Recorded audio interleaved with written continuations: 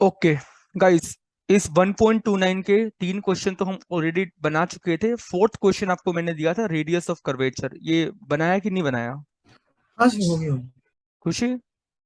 ये सर हो गया। इजी क्वेश्चन है, just need to use radius of curvature is equal to v net square upon upon a component of perpendicular. Acceleration perpendicular to velocity. ठीक है, हो जाएगा D part, easy part था। Next question, but about question number 1.30। Sir हो गया हो गया। Gas खुशी? ये सर ये भी। इजी क्वेश्चन है ना? चलो, ये तो सर। दिस इज हाँ। Also done. Next question 1.35।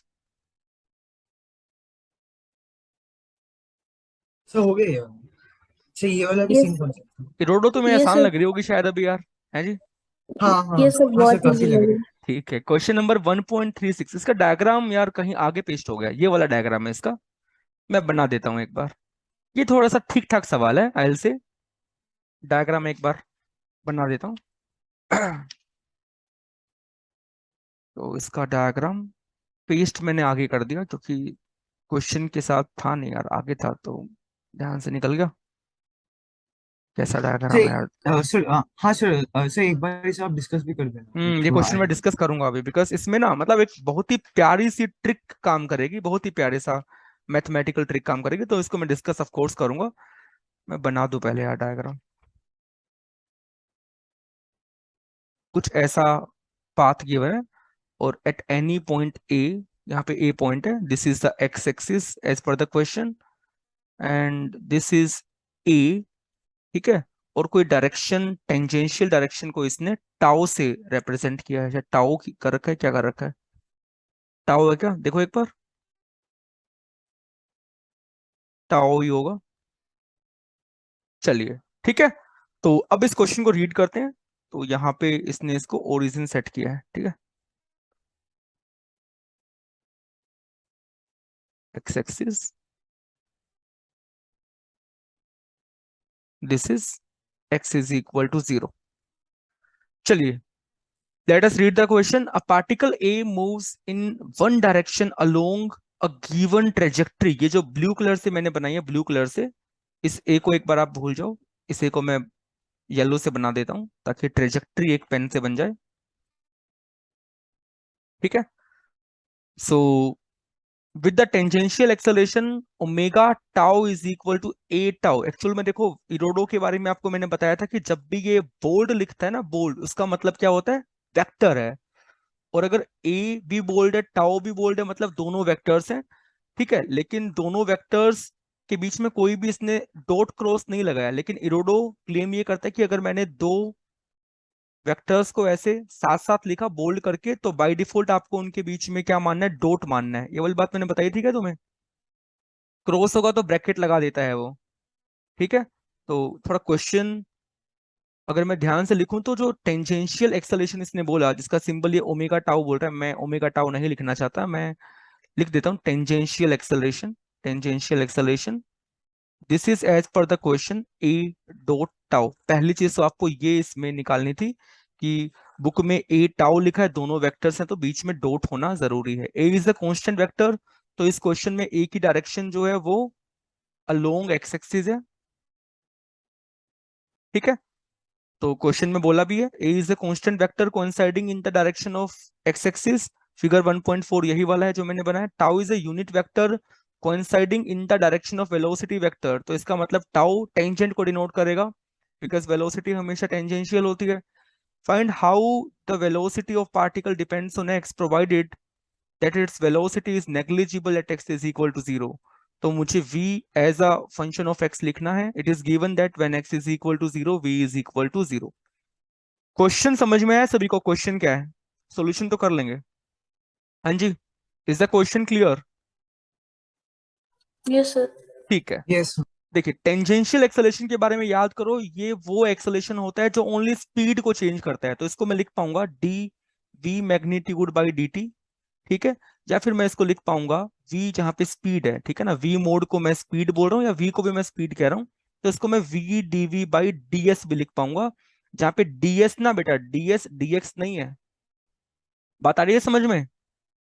ds इस कर्व के अलोंग चलने वाली डिस्टेंस है। Let me know it is clear और not. v dv by ds, particle इस पाथ के अलोंग चल रहा है, तो इस पाथ के अलोंग अगर आपको वेलोसिटी डिफाइन करनी होगी तो आप एक छोटा सा लेंथ लेंगे ds, ठीक है। और suppose time taken is dt, तो एक्सेलरेशन को मैंने कैसे डिफाइन किया था, at की बात कर रहा हूं तो dv by dt, where v is speed, ठीक है। अब मैं इसको ds से मल्टीप्लाई कर रहा हूँ, dt से ds से डिवाइड कर रहा हूँ, तो ds बाई dt, तो इस कर्व के अलोंग आप ds चले dt टाइम में, तो ये v बन जाएगा। ये बात आ रही है समझ में कि at v dv by ds होगा, लेकिन यहाँ पे ds इस कर्व के अलोंग मैंने छोटी सी लेंथ ली है, ये dx नहीं है।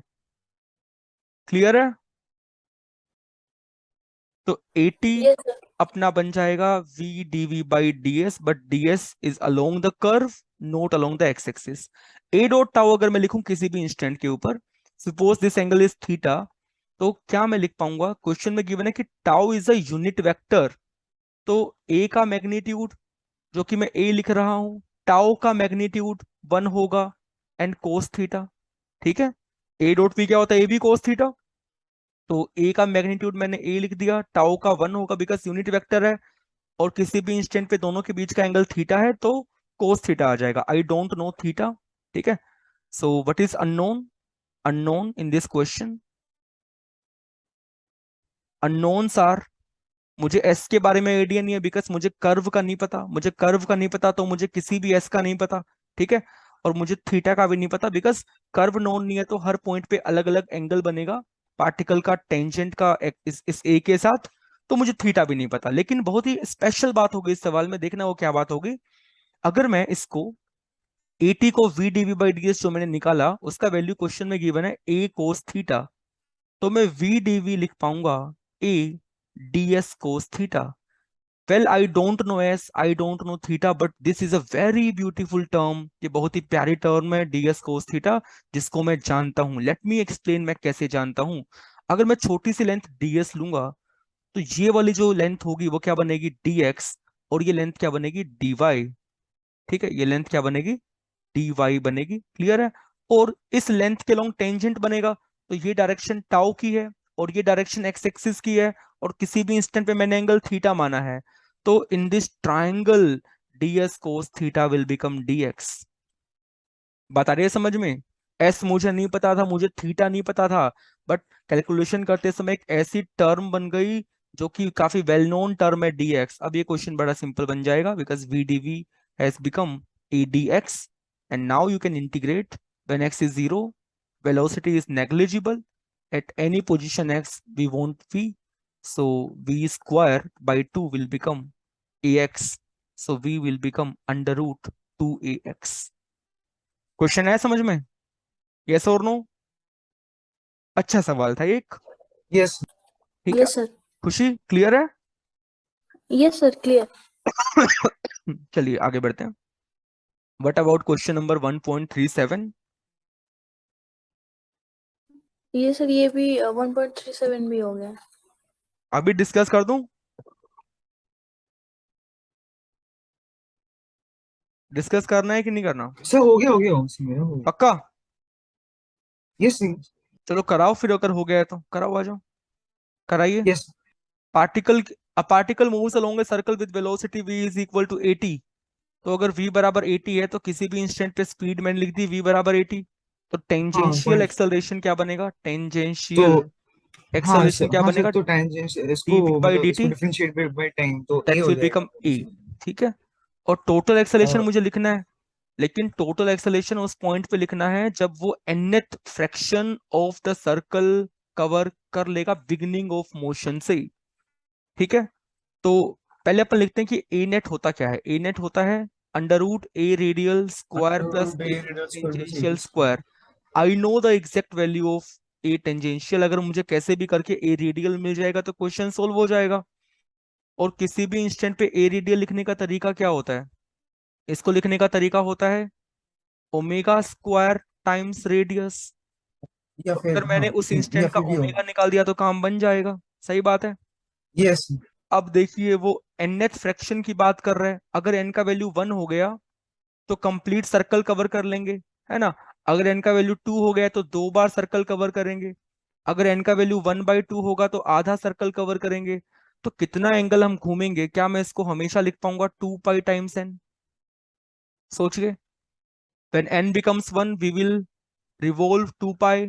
n जब 2 होगा तो 2 चक्कर लग जाएंगे, n अगर आधा होगा तो पाई घूम जाएंगे, n अगर 1/4 होगा तो क्वार्टर सर्कल कवर कर लेंगे। तो इस क्वेश्चन में n 1/10 है, ठीक है, तो मैंने 2 पाई n लिख दिया, कोई दिक्कत नहीं है, थीटा आ गया। अब मुझे ओमेगा लिखने के लिए क्या पता होना चाहिए? I I know that omega final square minus omega initial square is equal to 2 alpha theta, ठीक है।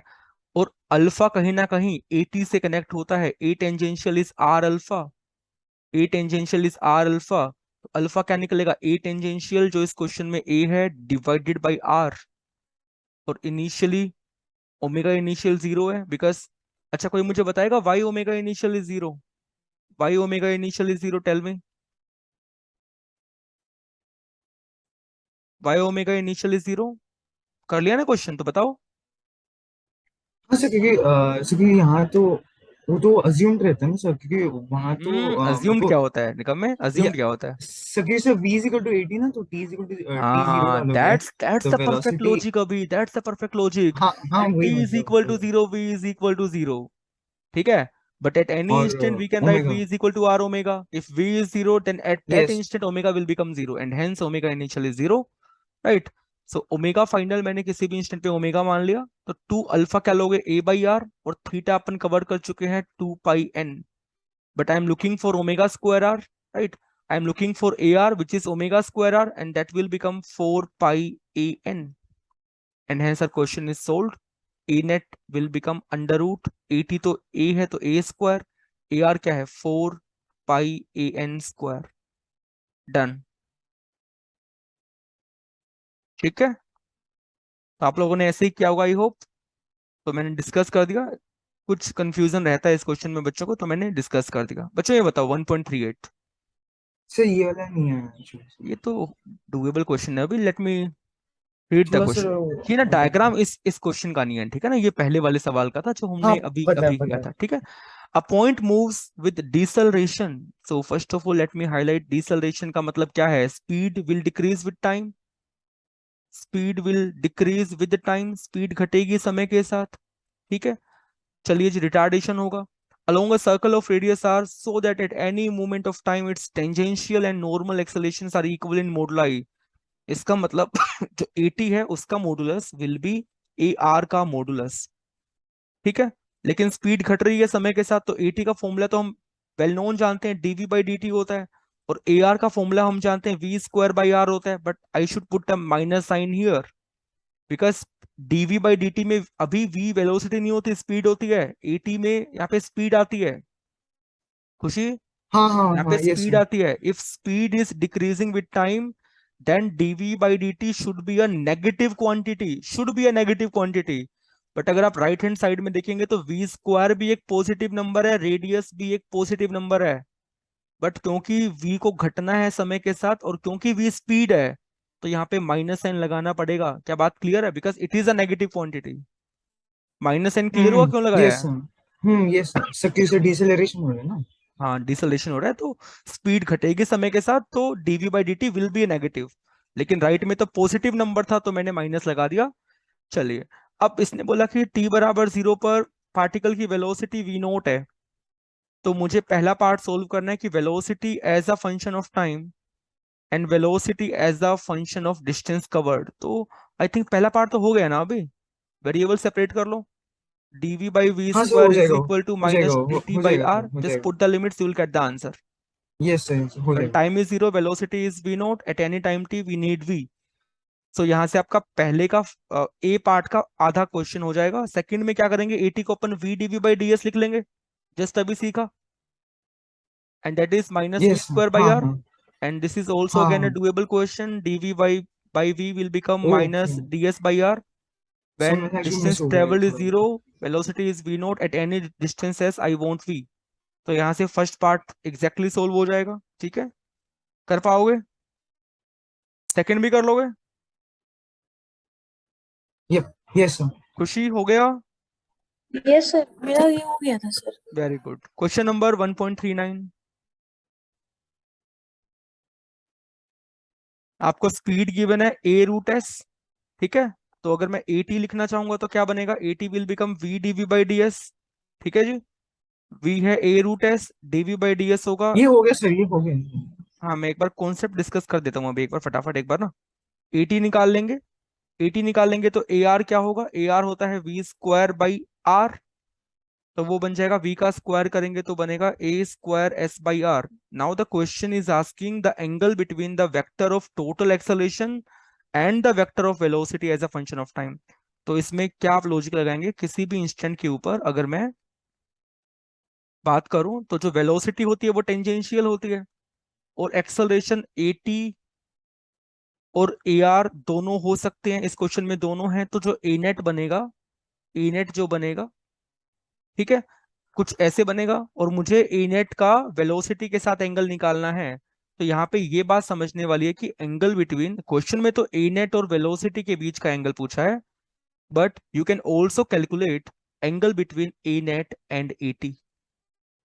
ये बता रही है समझ में,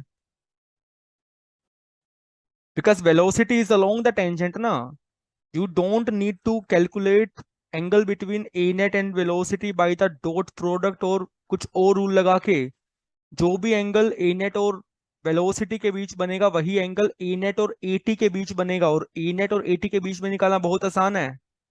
बिकॉज अगर आप इस ट्रायंगल को देखेंगे तो टेन अल्फा क्या बनेगा, tan alpha will become a r by a t, और हमारे पास दोनों रिजल्ट्स हैं गाइस, यस और नो। ए आर क्या है, a square s by r, और ए टी क्या है, a square by two, that will become two s by r. समझे कैसे करना है?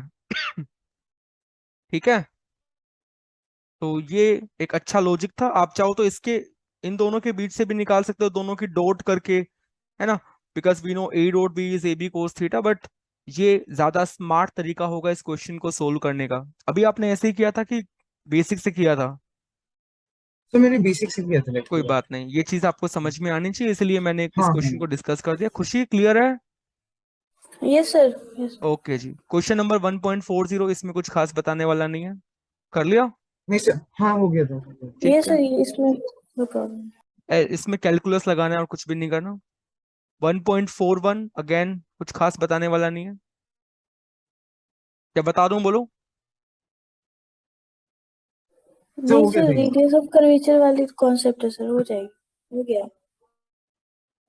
ये एक अच्छा कॉन्सेप्चुअल क्वेश्चन है, ठीक है, जो मैं बार बार उस बात पे जोर दे रहा था ना, कि जो भी हम फॉर्मूले लिख रहे हैं वेलोसिटी का, आर ओमेगा, है ना, तो उसमें ओमेगा पार्टिकल का नहीं था, किस रेट से ये जो पोजीशन वेक्टर है वो रोटेट करता है उसका ओमेगा हाँ था। ये क्वेश्चन बना आप लोगों हाँ से? सर।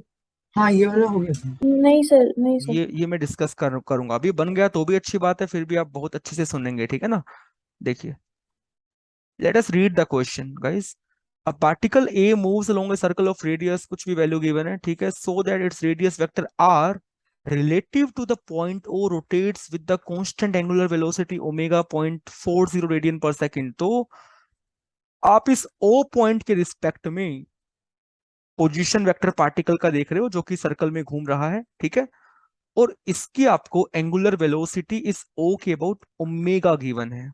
लेकिन जो भी हमने रिजल्ट सीखे थे ना सर्कुलर के, वो रिजल्ट तब थे जब आपने पोजीशन वेक्टर को सेंटर से मेजर किया था, याद है, जब इसको मैंने आर वेक्टर माना था। और अगर ये आर वेक्टर, और I can say particle centre के अबाउट ओमेगा डैश से अगर घूमता है, तो किसी भी इंस्टेंट पे वेलोसिटी कैसे लिखते हैं, वेलोसिटी लिखते हैं आर ओमेगा डैश, ठीक है। अगर सेंटर के अबाउट ओमेगा डैश से घूम रहे हैं तो उस तब की बात है, और अगर ओमेगा कांस्टेंट है तो ओनली नेट एक्सेलरेशन सेंट्रीपिटल होता है एसी, और वो बन जाता है ओमेगा स्क्वायर आर। लेकिन मैंने इसको ओमेगा डैश बोला तो ओमेगा डैश स्क्वायर आर। तो जो भी हमने सारे फंडे सीखे हैं सर्कुलर के, जितने भी हमने फॉर्मूले सीखे हैं, वो ये बात मान के सीखे हैं कि सेंटर के रिस्पेक्ट में पोजीशन वेक्टर है, ठीक है। लेकिन यहाँ पे पोजीशन वेक्टर किसी पेरिफेरी सरकमफेरेंस के किसी पॉइंट के रिस्पेक्ट में है। तो मुझे ये ओमेगा गिवन है, इस इंफॉर्मेशन से मुझे सेंटर के अबाउट जो ओमेगा होगी वो फाइंड आउट करनी है। ये सर बात वो समझ में आ रही? हाँ सर, सर वो एग्जैक्टली सर उसका वो डबल हो जाएगा ना, कि लाइक हाँ उसका डबल, एंगल वो बिल्कुल 2 थीटा बिल्कुल हो बिल्कुल जाएगा। बिल्कुल बिल्कुल अभी वही होगा। बट पहले मैं कॉन्सेप्ट एक बार सिखा रहा था, ये बात समझ में आ रही है सभी को? खुशी मैंने क्या बोला, समझ गए? Yes sir. बस गुड़िया, आप देखो, अब देखो ये एंगल थीटा है और ये वाली रेडियस आर है, ठीक है? ये वाली रेडियस आर है और ये भी रेडियस आर है, तो this will be isosceles triangle, तो ये एंगल भी थीटा बन जाएगा। तो ये एंगल क्या बनेगा? 2 थीटा। तो ओमेगा क्या होता है? ओमेगा होगा कितने रेट से ये एंगल बदलेगा, तो ओमेगा इस थीटा के कोरिस्पॉन्डिंग है। तो जितने रेट से थीटा चेंज होगा वो ओमेगा है, और ओमेगा डैश जो मैंने मानी वो क्या होगी? जिस रेट से ये लाइन घूमेगी, मतलब ये एंगल बदलेगा, और ये एंगल कितना है? 2 theta. So omega dash will be D by D T of 2 theta, and that will become 2d theta by dt, and guys that will become how much? 2 omega. तो जिसको मैंने ओमेगा डैश माना वो actual में 2 omega है, ठीक है? तो it's a very nice question, very nice conceptual question, ठीक है? तो क्या बन गया? आर 2 ओमेगा, और एक्सेलरेशन क्या बन जाएगा? ओमेगा डैश की वैल्यू अगर मैं 2 ओमेगा पुट करूंगा तो 2 का स्क्वायर 4, ओमेगा का ओमेगा स्क्वायर आर। ये आंसर्स होंगे, ठीक है? That will B along centre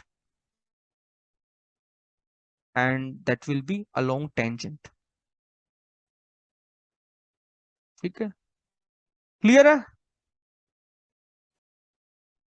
अगर वेक्टर यस फॉर्म में लिखूंगा तो this is along theta cap, this is along minus r cap, ठीक है? चलिए आगे बढ़ते हैं नेक्स्ट क्वेश्चन पे। But about this question guys,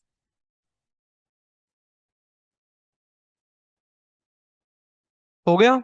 easy question है। Yes yes sir. But about this again, easy question. Yes sir, same concept. But about this guys,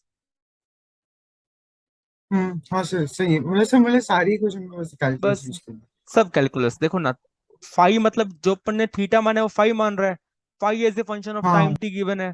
अब कुछ भी निकालो यार, ओमेगा निकालने के लिए क्या करेंगे? D phi by D t. Alpha निकालने के लिए क्या करेंगे? D omega by D t, ठीक है? बस वही चलता रहेगा।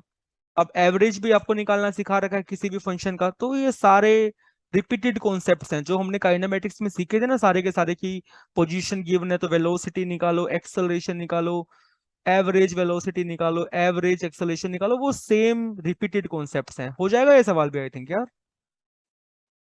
यस ठीक है? Yes sir. What about this question? Same, हाँ होगा। सेम कॉन्सेप्ट है।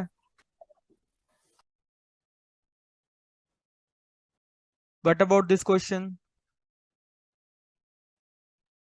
सर मुझे इसमें थोड़ा सा प्रॉब्लम है। कर लेते हैं गुड़िया, कोई दिक्कत नहीं। Solid body rotates with deceleration, deceleration दिखते ही बस समझ आना कि रिटार्डेशन हो रहा है। Speed will decrease with time about a stationary axis with an angular acceleration beta which is under root omega, ठीक है? तो एंगुलर एक्सेलरेशन का सिंबल हम क्या मानते हैं? अल्फा ना। एंगुलर एक्सेलरेशन को हम अल्फा से डिनोट करते हैं, इसने बीटा से डिनोट कर दिया। That is proportional to root omega, ठीक है? तो मैं मान लेता हूं कि मैं इसको अल्फा ही बोलूंगा बिकॉज हम कंफर्टेबल ज्यादा अल्फा में होते हैं। तो alpha is basically some constant root omega. ये बात सही है? चलिए, लेकिन एक बात जरा सोच के बताओ, अगर ये डिसलरेट कर रहा है तो अल्फा और ओमेगा की डायरेक्शन सेम होगी कि अपोजिट होगी? बताइए। Sir opposite. अपोजिट होगी, बताया था ना ये तो मैंने। Yes sir. दोनों की direction right hand thumb rule से निकालते हैं, लेकिन अगर एंगुलर स्पीड बढ़ रही है समय के साथ, इसका मतलब अल्फा और ओमेगा सेम डायरेक्शन में होंगे, और अगर एंगुलर स्पीड कम हो रही है समय के साथ तो alpha and omega will be in opposite directions. तो I think I should put a minus sign here, ठीक है? अब इसने बोला कि find the mean angular velocity of the body averaged over the whole time of rotation if the if at the initial moment of time its angular velocity is equal to omega naught. So in the question t is basically when t is 0 omega is omega naught, और मुझे complete time निकालना है। Let's say when time is capital T omega will become 0, ठीक है? Whole time of rotation का मतलब जब तक वो रोटेट किया, और क्योंकि डिसलरेट कर रहा है तो एक टाइम पे रुक जाएगा। तो आइए कैलकुलेशन कर लेते हैं। तो आई थिंक यू ऑल भी लग रही है कि अब हम अल्फा को d omega by D t लिखेंगे, माइनस के रूट ओमेगा। तो d omega by root omega is equal to minus k d t. ठीक है, when time is zero, omega is omega not. हम वो टाइम निकाल रहे हैं जब वो कंप्लीटली स्टॉप हो जाएगा। यहां से टी का वैल्यू बना लोगे? हाँ जी, यहां से टी का यस सर। वैल्यू बना लोगे। हाँ अब क्या हाँ। बोला कि एवरेज एंगुलर वेलोसिटी निकालनी है। तो कैसे निकालते हैं? Omega D T by D T, zero से टी, जीरो से टी। ठीक है, तो एक काम करना, इसको ऐसे मत करना, एक काम करेंगे हम यहाँ पे किसी भी टाइम टी पर ओमेगा निकाल लेंगे। ठीक है बेटा, बिकॉज मेरे को ना इंटीग्रेशन करने के लिए ओमेगा डी टी करना है ना, ओमेगा ऐसे फंक्शन ऑफ टाइम चाहिए। तो टाइम टी पर मैं ओमेगा निकाल लूंगा। और ये टी कब निकालूंगा? ये टी निकलेगी ऐसे, जो भी तुम ओमेगा का फंक्शन बना लोगे, जब भी जो भी तुम omega as a function of time t बनाओगे, उसके अंदर ओमेगा को जीरो पुट करेंगे तो टी आ जाएगा। क्लियर है? समझ पा रहे हो मैं क्या कर रहा हूँ? किसी हाँ भी टाइम टी पे यस सर ओमेगा यस। बना लूंगा। अब जब ये टाइम कैपिटल टी होगा तो क्या आ जाएगा? ओमेगा जीरो हो जाएगी, तो ओमेगा जी। कैपिटल टी नो हाँ। हो जाएगा। इसे करने का फायदा क्या है ना खुशी, मुझे omega as a function of time t अलग से नहीं निकालना पड़ा, है ना। वो यहां से आ जाएगा, जो मैं यहाँ पुट कर दूंगा, और एवरेज वैल्यू भी आ जाएगा। ठीक है, तो I hope this is clear खुशी, लेट मी नो कोई डाउट हो तो। हाँ yes sir clear. What about this question? ये भी वही सिमिलर क्वेश्चन है, ठीक है यस ना। सर। ये हो गया हाँ। Omega as a function of theta है गुड़िया, है ना, omega as a function of theta है।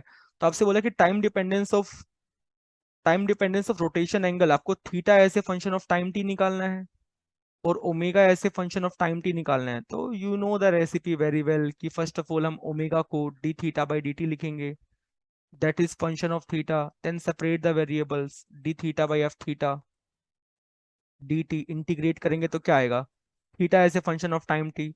एक बार theta as a function of time T आएगा, डेरिवेटिव करेंगे तो क्या आ जाएगा? Omega as a function of time T. ठीक है, तो these are similar questions, I hope आप ऐसे क्वेश्चंस को आराम से बना लेंगे, कर पाएंगे जी। ठीक है जी, next, what about this question? Again similar concept वाला yes sir. Question. A solid body starts rotating about a stationary axis with an angular acceleration beta is equal to beta naught cos phi, where beta naught is a constant vector, ठीक है, and phi is an angle of rotation from the initial position। ठीक है, तो अपना अगर मैं अपनी अगर नोटेशन यूज करूंगा तो अपने अकॉर्डिंग सवाल ये है alpha is equal to alpha not cos theta. समझ गए? बिकॉज एंगुलर एक्सेलरेशन को हम अल्फा मानते हैं, और एंगुलर डिस्प्लेसमेंट को हम थीटा मानते हैं। तो अपने लिए ये सवाल है, तो what is the question? Find angular velocity as a function of theta. आपको कैसे भी करके omega as a function of theta लिखना है। तो I think you all can do this question, because alpha, alpha क्या होता है? Omega d omega by d theta. Omega by D t. हाँ। हो गया जी, हाँ डी थीटा सर। हाँ yes sir. Just d separate the theta theta को variables, you will get separate the कर दो। Answer. Just separate the variable, you will get the answer. हो गया?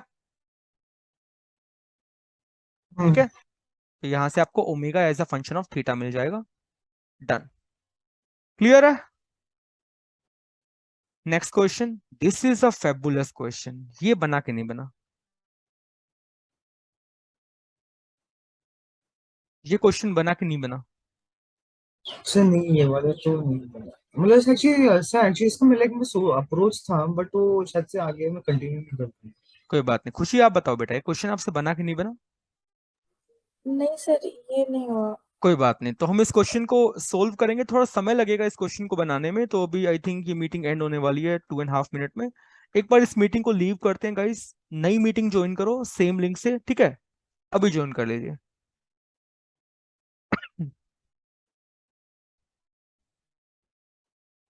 चलिए दोस्तों, इस क्वेश्चन को पढ़ते हैं और इस क्वेश्चन को बनाने की कोशिश करते हैं, ठीक है। तो पहली बात, ऐसे क्वेश्चन बहुत ही कम चांस है कि जेई में पूछे जाएं। आपको याद है मैंने एक कॉन्सेप्ट आपको टीच किया था रोटेटिंग वेक्टर का, थियरी क्लास में, देखिए वो वाली हाँ वीडियो रोटेटिंग हाँ, वेक्टर वो का। सर्कुलर। हाँ सर्कुलर मोशन में। हाँ, सर्कुलर मोशन में, राइट। अभी तो उसमें मैंने ये कहा था कि अगर अगर मैं एक सिंपल सा एग्जांपल ले लेता हूं, in circular motion, in circular motion, ये जो अपना पोजीशन वेक्टर आर है वो ओमेगा से घूमता है, तो अगर इस रोटेटिंग वेक्टर आर का जो कि ओमेगा से घूम रहा है, अगर मैं रेट ऑफ चेंज निकालूंगा dr/dt, तो उसको मैं क्या लिख पाऊंगा, जिस भी एंगुलर वेलोसिटी से ये घूम रहा है या जो इसकी एंगुलर फ्रीक्वेंसी है, उसकी क्रॉस कर देंगे उस रोटेटिंग वेक्टर के साथ। याद है कुछ ऐसा मैंने बताया था, याद करो। याद आ रहा है कि नहीं आ रहा? हाँ हाँ हाँ, yes. If we have a rotating vector, suppose A, rotating with angular frequency omega, then उस रोटेटिंग वेक्टर का टाइम डेरिवेटिव लिखने का तरीका होता है ओमेगा क्रॉस ए। अभी शायद हमने ये तो प्रूव किया था ना कि वी वेक्टर जो होता है वो ओमेगा क्रॉस आर होता है, और फिर मैंने आपको एक एनालॉजी दी थी ये वाली कि यार ये हाँ आर हाँ, वेक्टर यस। ओमेगा से घूम रहा है, ये आर तो वेक्टर फिर ओमेगा वो से घूम रहा है, that will be a rotating vector. और अगर कोई रोटेटिंग वेक्टर ओमेगा से घूमेगा तो उसका रेट ऑफ चेंज मैं वो एंगुलर वेलोसिटी क्रॉस वो वेक्टर लिख पाऊंगा। और ये किसी भी रोटेटिंग वेक्टर के लिए ट्रू है। ये हमने वेरीफाई तो किसके लिए किया था, आर के लिए किया था, लेकिन ये किसी भी रोटेटिंग वेक्टर के लिए ट्रू है, किसी भी रोटेटिंग वेक्टर के लिए ट्रू है। ठीक है, अगर आप इसमें कंफर्टेबल हो तो मैं क्वेश्चन डिस्कस करूं। इफ यू वांट कि सर मुझे रिवाइज करना है तो मैं अगले टर्न पे या शाम को इसको डिस्कस कर दूंगा, बताइए। सर शाम को सर यस हाँ थोड़ा आप, से रिवाइज। एक बार से हाँ हाँ से एक बार से मैं इसको मैं वापस से मैं अटेम्प्ट करता हूँ, लाइक मैंने नो इसको issues, like. No issues, please revise this concept. अगर आपने इसको रिवाइज कर लिया then you will be able to do this question for sure. ठीक है जी। ठीक है, हाँ सर, ओके सर, ठीक है, मैं अटेम्प्ट ठीक। करता हूँ। Next question, but about question number 16, pathfinder. Sir नहीं हुआ ये। ये क्वेश्चन नहीं हुआ अभी? नहीं ये सर। ये तो बन नो जाना, सर। ये तो बन जाना चाहिए था यार। कैलकुलेशन करा था या ट्राई भी नहीं हाँ किया? सर जी सर।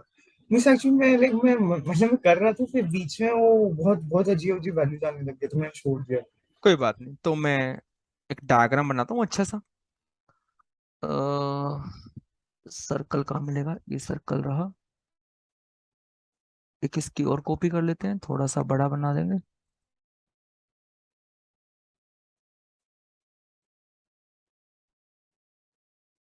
चलिए पढ़ते हैं सवाल को। टफ क्वेश्चन नहीं, आसान सवाल था, करते तो बन जाता। Two student simultaneously start from the same place on a circular track and run for 2 minutes. ठीक है जी, तो यहाँ पे बीच में फील्ड है, ठीक है, फील्ड है यहाँ पे, और एक ही पॉइंट से दो बंदे, दो स्टूडेंट्स शुरू करते हैं। ठीक है, तो सेम सेंस में बोला, कैसे बोला है फिर से रीड करते हैं एक बार। Two students start simultaneously from the same place on a circular track and run for 2 minutes. In this time one of them completes 3 and other 4 revolution. तो ठीक है, स्पीड अलग अलग होगी इनकी, तभी तो एक ने 3 चक्कर काटे और सेकंड वाला 4 चक्कर कंप्लीट कर चुका है। Due to the thick vegetation in the circular area as shown in the figure, ये वाला, either of the two boys can see 1/3 of the track at a time। ठीक है, how long during their run do they remain visible to each other, कितने time तक वो एक दूसरे को विजिबल रहेंगे, ये हमें बताना है। तो ठीक है, तो यहाँ पे स्टूडेंट नंबर 1 भी है, नंबर 2 भी है। वन की वेलोसिटी को मैं मान लेता हूँ v1 है, सेकंड को मैं मान लेता हूँ v2 है। दोनों के दोनों का जो टाइम फॉर रनिंग है वो 2 मिनट है। ठीक है, 2 मिनट के लिए दोनों दौड़े। तो अगर मैं आपसे पूछूं कि वन वाला पार्टिकल कितना घुमा होगा, कितने डिस्टेंस कवर किया होगा, तो आप बोलेंगे सर v1 × 2। ठीक है, स्पीड इंटू टाइम क्या होता है, डिस्टेंस। लेकिन इन the question it is given कि एक ने, पहले वाले ने 3 रेवोल्यूशन पूरे कर लिए, तो can I say that should be equal to 3 × 2 πr if r is the radius. If r is the radius, तो अगर 3 चक्कर कंप्लीट कर लिए तो एक चक्कर में 2 πr, दो में 2 πr × 2, तो तीन में 2 πr × 3 हो जाएगा। ×3, हाँ हाँ, ठीक है, यस। और अपन डिस्टेंस एक तरीके से और भी निकाल सकते हैं, कैसे, स्पीड अगर v1 है हर पॉइंट के ऊपर और टाइम लगा 2 मिनट, तो स्पीड इंटू टाइम भी हमें डिस्टेंस देगा। यस और नो? सेकंड वाले पर्सन के लिए क्या हम्म होगा, v2 स्पीड है, 2 मिनट में ही 4 चक्कर पूरे कर लिए। ये बात आई समझ में? ये इक्वेशंस क्लियर है? Yes sir. यस चलो सर। जी ठीक है, तो अब तो क्वेश्चन बन जाएगा। v1/v2 क्या बन जाएगा? v1/v2 will become 3/4। ये इक्वेशन काम आएगी अपने। अब इसने बोला कि यहाँ पे बहुत ज्यादा जंगली इलाका है, ज्यादा पेड़ पौधे हैं, वेजिटेशन बहुत ज्यादा है। तो इसने बोला कि either of the boy can see only 1/3 of the track at a time. तो कोई भी पर्सन जो ट्रैक, ये जो मैंने ट्रैक बनाया उसका 1/3 पोर्शन नहीं देख पाएगा। तो वो ऑब्वियस सी बात भी कंप्लीट कैसे दिखेगा? अगर आप एक टेंजेंट बनाओगे इस वेजिटेशन वाले एरिया के ऊपर, तो आप यही तो पोर्शन देख पाओगे ना। आप कभी भी ये पोर्शन नहीं देख पाओगे। यस और नो? ये बात क्लियर है? You will be able to see this portion only, only this portion. क्योंकि अगर आपको ये वाला देखना है तो आपके तो बीच में ये पेड़ पौधे आ गए ना, देख पा रहे हो? यस और नो? हाँ तो इस हाँ। ब्लू लाइन के ऊपर वाला पोर्शन आप देख पाओगे। And according to the question this is 1/3 of the track. This is 1/3 of the track according to the question. तो अच्छा, अगर सब मैं क्या हुआ अभी?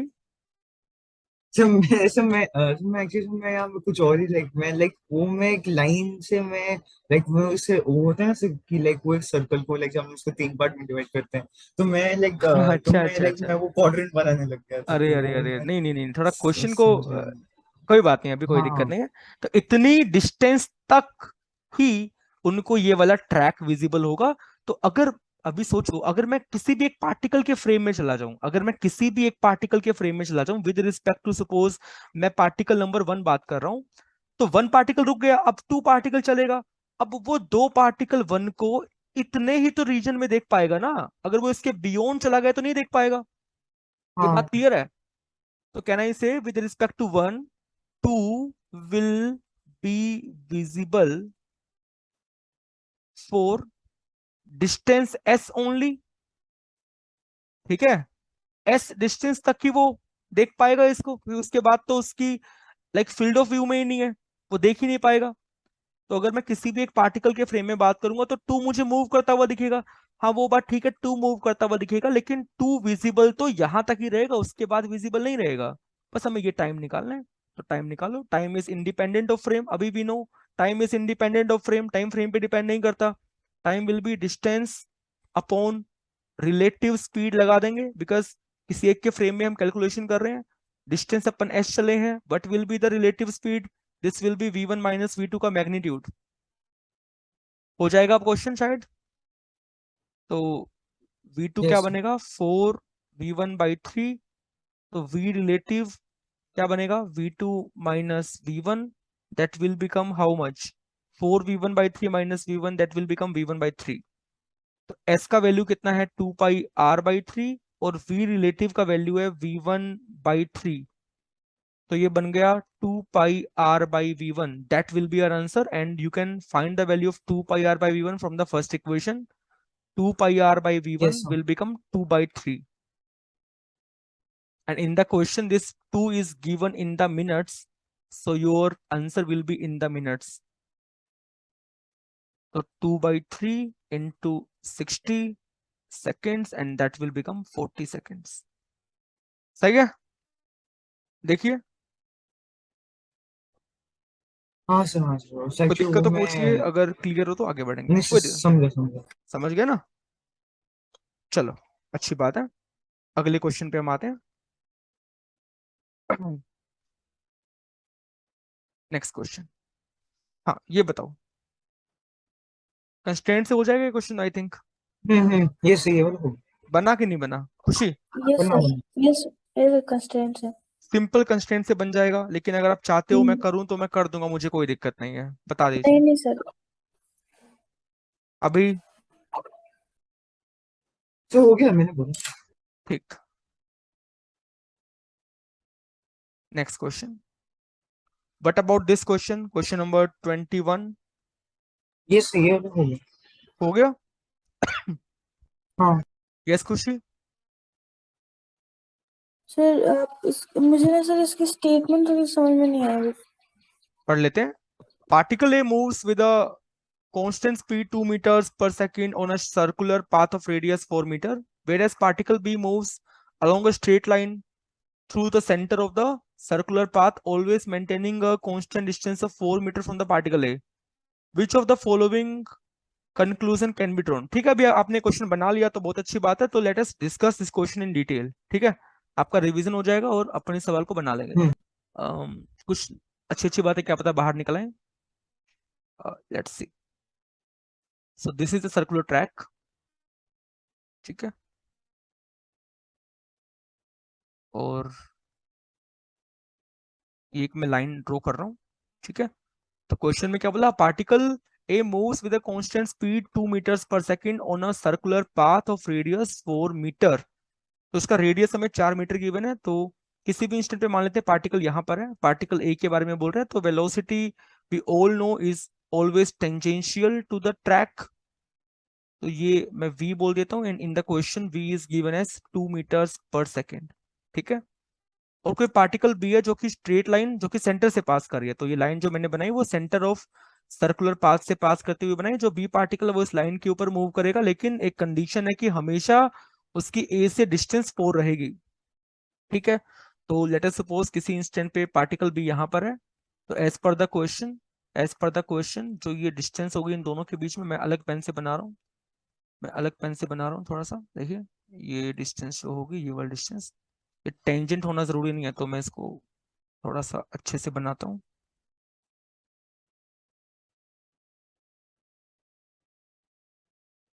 कैसे बनाया जाए?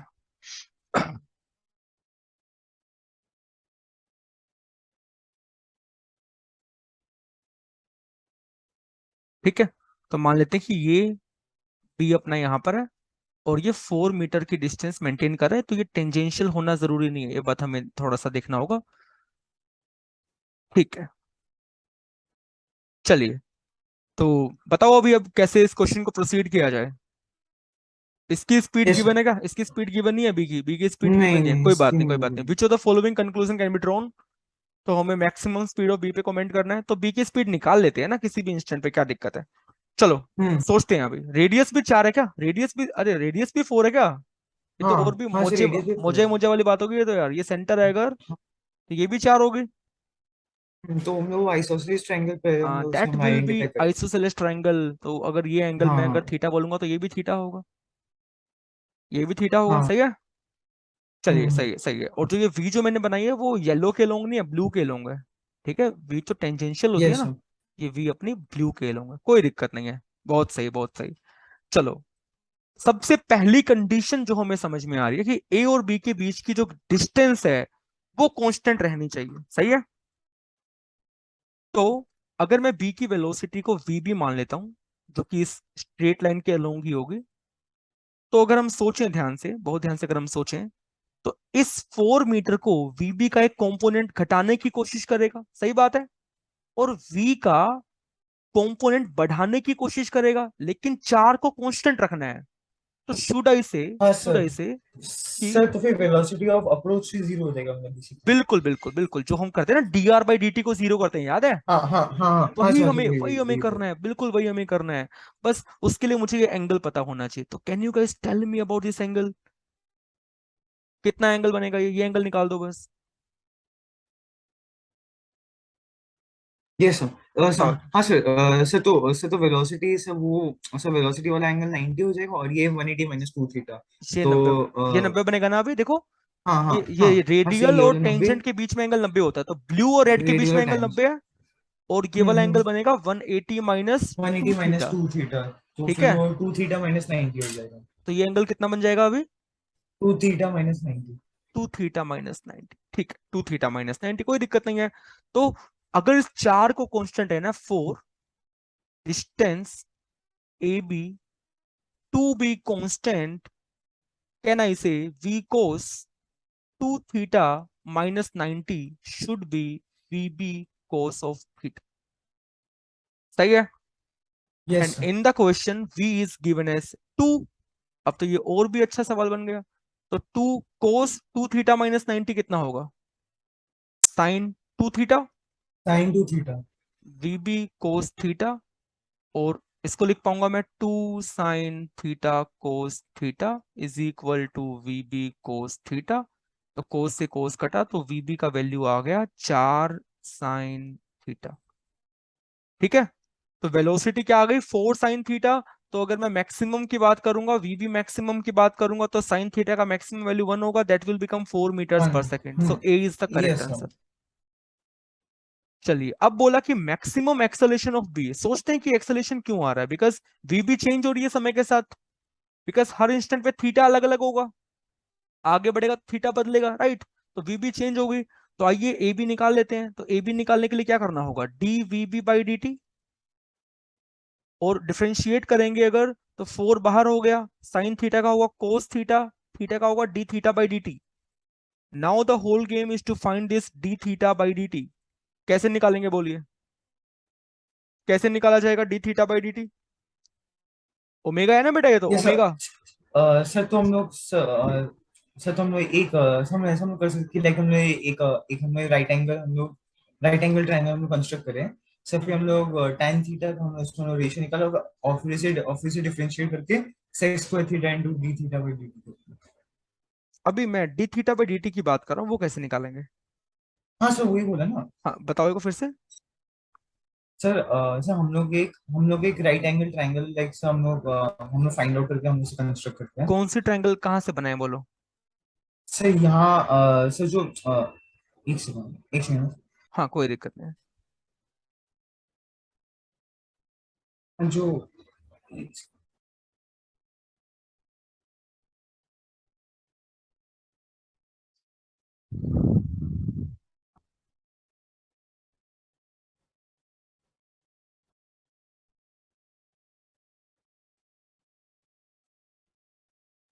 अ,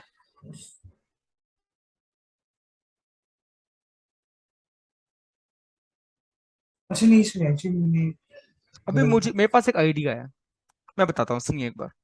देखो, एक बात तो कंफर्म है कि बी का ए के साथ डिस्टेंस 4 मीटर रहने वाला है, ठीक है। तो हाँ कहना है इसे कि जो टिप होगा, ये जो टिप होगा, ये जो येलो लाइन का टिप होगा, वो हमेशा ए के साथ साथ चलेगा, क्योंकि ए यस बी के बीच की दूरी 4 होगी।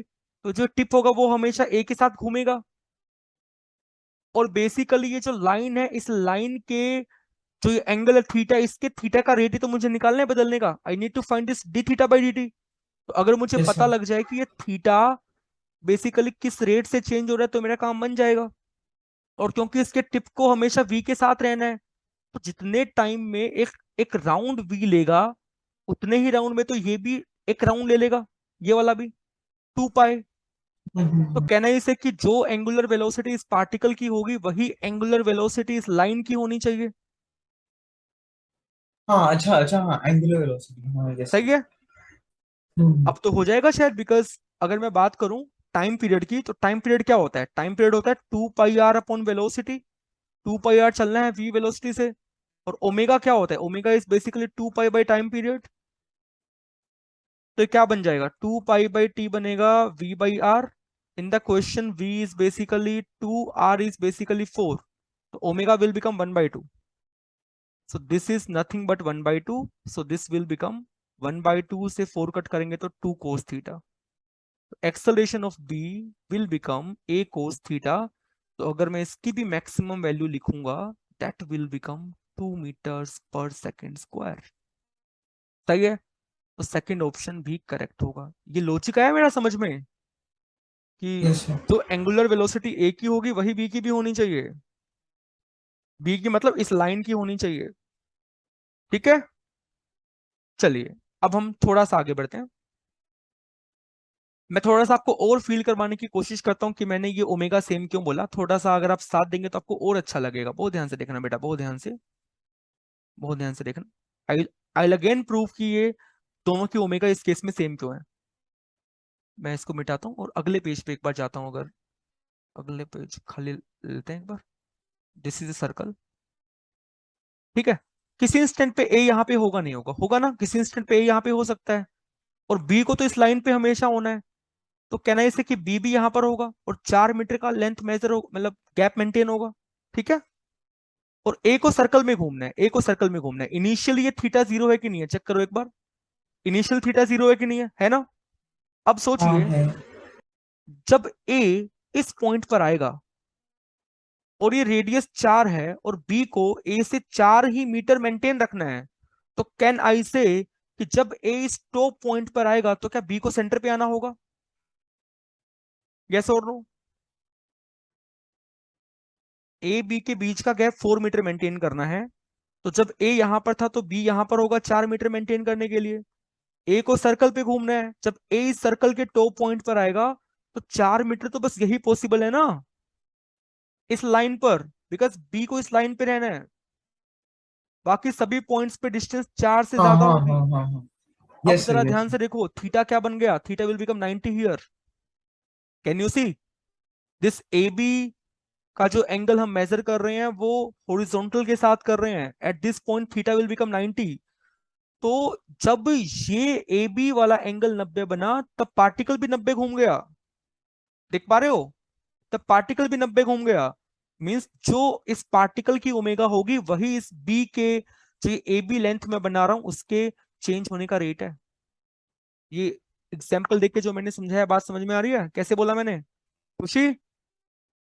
Yes sir. ठीक है बेटा, तो ये एक अच्छी बात थी। आई होप तुम्हें ये पॉइंट समझ में आ गया होगा।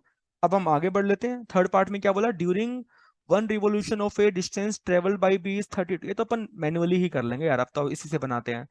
सोचो एक बार, अगर अगर अपना ए यहाँ पे आ गया तो बी कहाँ जाएगा? बोलो बोलो, बी कहाँ जाएगा? बी सेंटर पे तो रहेगा नहीं ऑफ कोर्स, बिकॉज मूव कर रहा है। तो क्या बी राइट में आ जाएगा? बी राइट में आ जाएगा। और डिस्टेंस कितनी मेंटेन करेगा? Again 4 metre.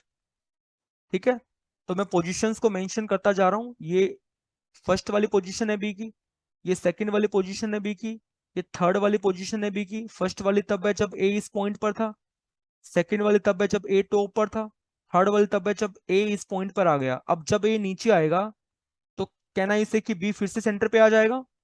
हाँ जी, 4 मीटर मेंटेन करना है। और जब फिर से ए यहाँ पे यस सर। आएगा तो बी यहाँ पे आ जाएगा। तो अगर ए आधा चक्कर काट रहा है तो बी कितना मूव किया? ए के आधे चक्कर में बी मूव किया 4, 4, 4, 4, कितना हुआ? 16। तो आधे चक्कर में 16 मूव किया तो पूरे चक्कर में कितना मूव करेगा? 32। सो ये तो वैसे ही हो जाएगा का सवाल। तो आई शुड राइट, जब ए का हाफ रिवॉल्यूशन होगा,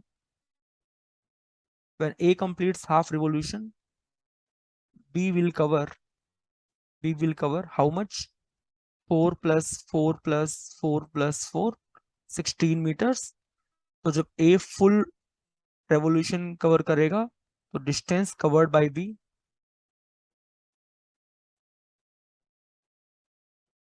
will be how much? 32 metres. ठीक है, तो सी ऑप्शन करेक्ट है।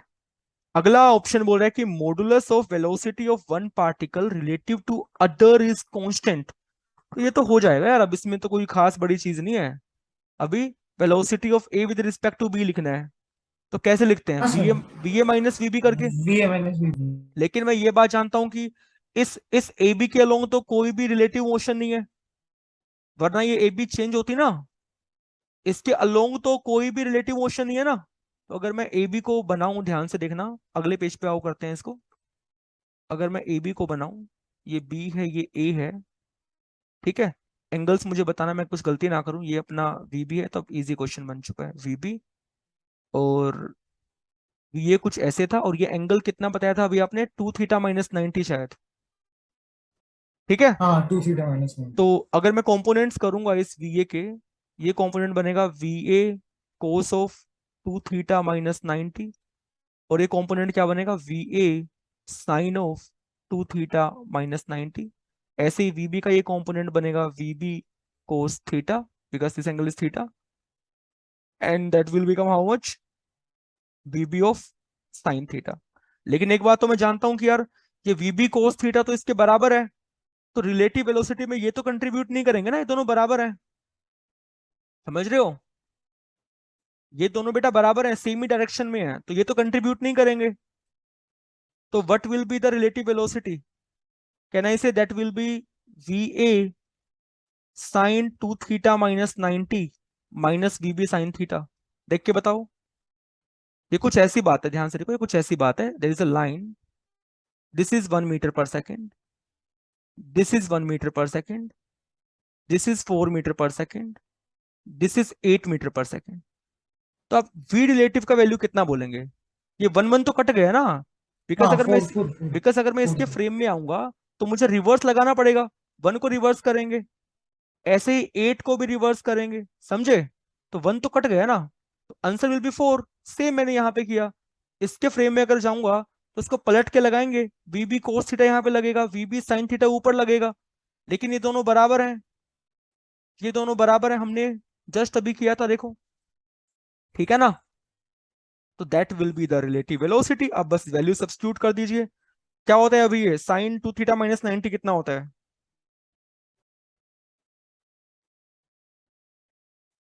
फर्स्ट टू थी। माइनस कोस 2 थीटा अभी, अरे हाँ हाँ ठीक है?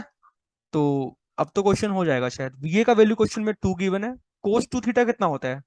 Cos square theta minus sine square theta, minus V B हम निकाल चुके हैं ऑलरेडी, शायद वी बी हम कितना निकाल चुके हैं, वी बी है 4 sine theta, 4 sine theta, sine theta एक और है तो साइन स्क्वायर थीटा।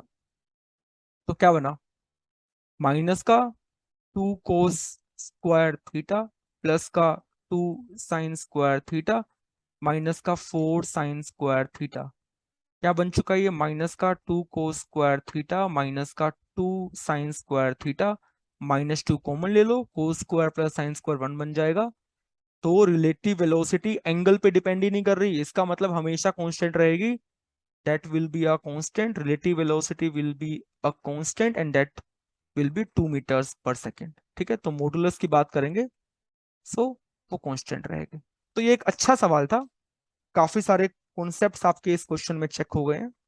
ठीक है, आगे बढ़ सकते हैं क्या? हाँ। अभी आपने ऐसे ही किया था क्या?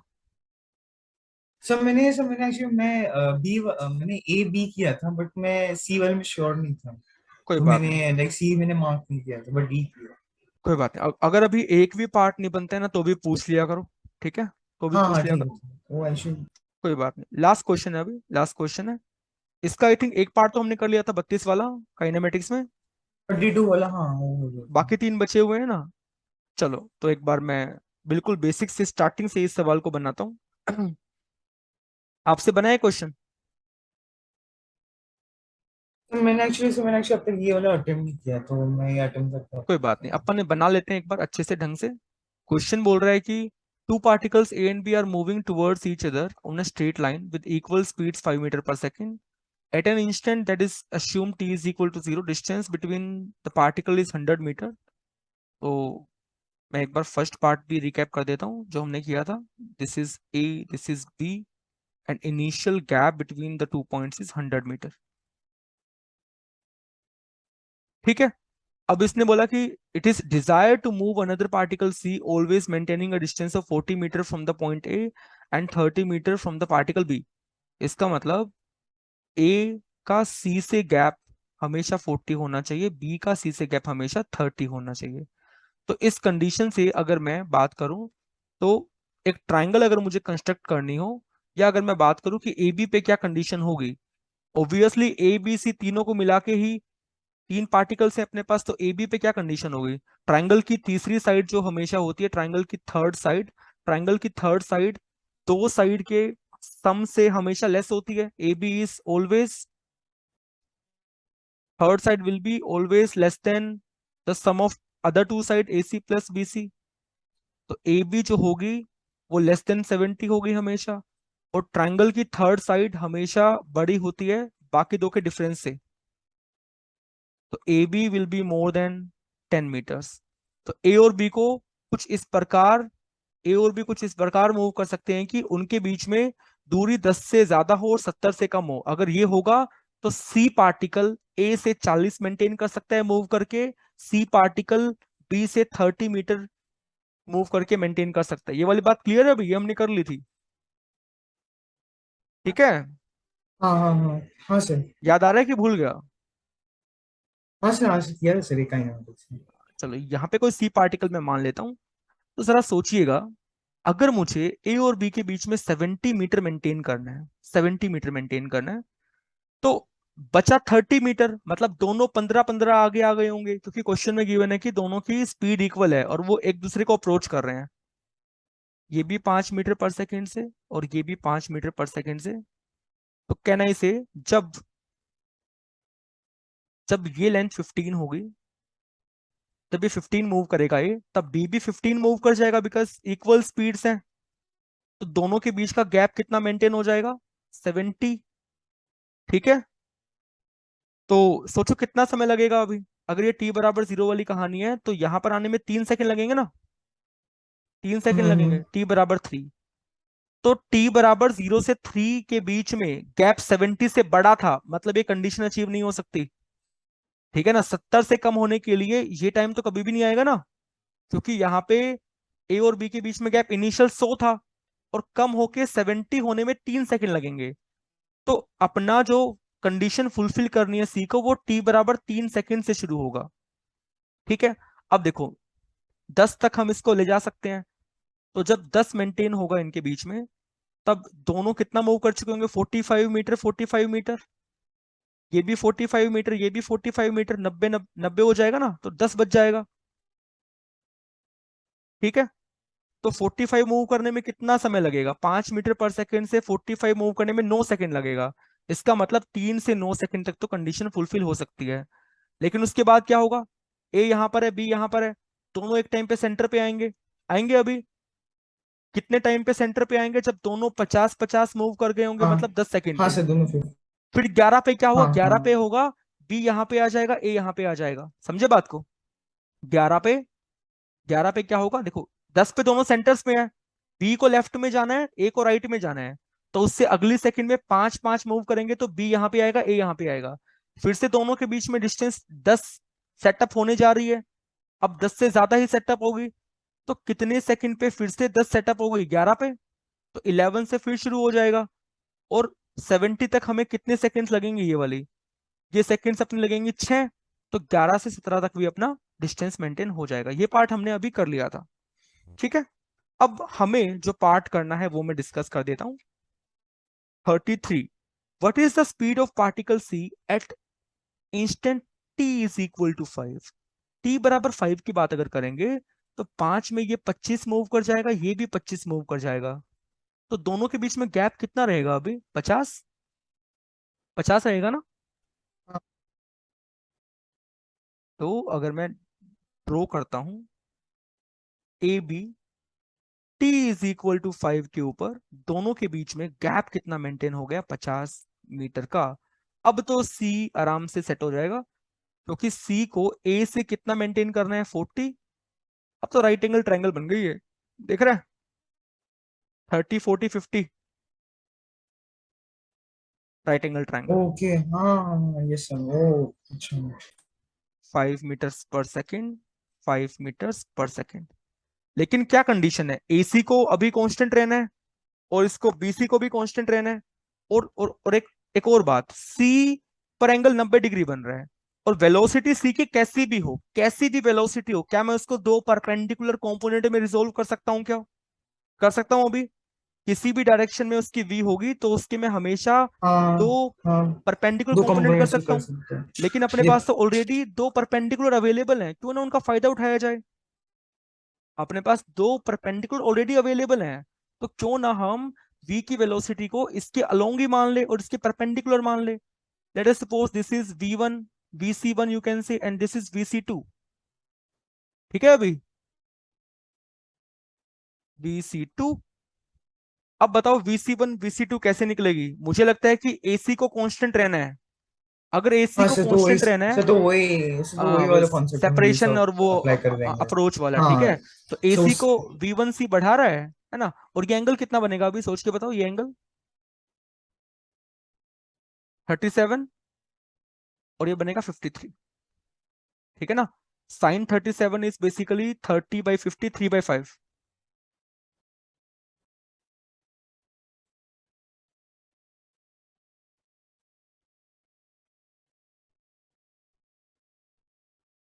अभी आई एम ऑडिबल? हेलो?